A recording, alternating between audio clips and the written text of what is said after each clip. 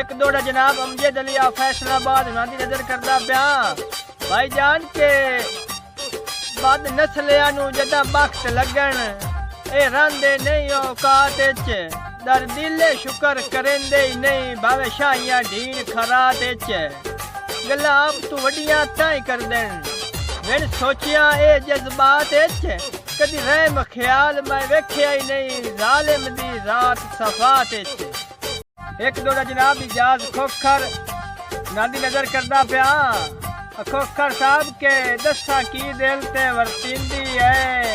जदों सज्जण अगेड़ हटींदा है बोल वेंदे होश खुदा दी सौ हाथ हाथी च जदन छुटींदा है लगे सोरना सज्जण दे वारसा नू हर हाल च यार फुटींदा है जदों निखड़े ख्याल कबे तू इंजे मसे मसे कदम पटींदा है जी एक दौड़ा जनाब जैद लखवेरा ऑफ बंगला गुगेरा जिला उकाड़ा उन्हां नजर करदा पिया जैद साहब के मेरे सिर ते बख्त दी छां हाई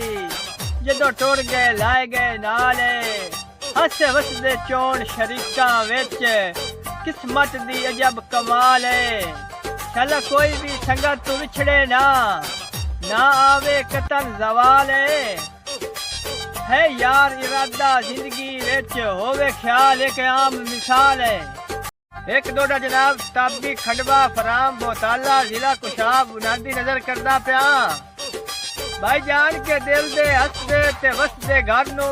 जुदाई खा गई ते तू ना आयो जिंदगी जीवन दे कान ढई हाई बन सजा गई तू ना आयो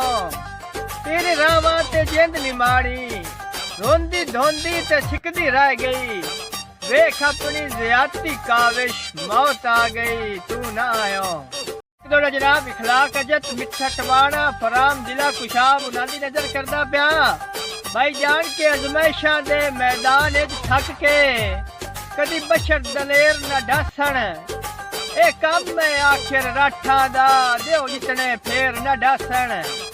भावे जेडे बख्त पुराड़े होए कदी किकर तू बेर न ढासण गिदड़ा दे सैफी पैरां ते मर वैसन शेर न ढासण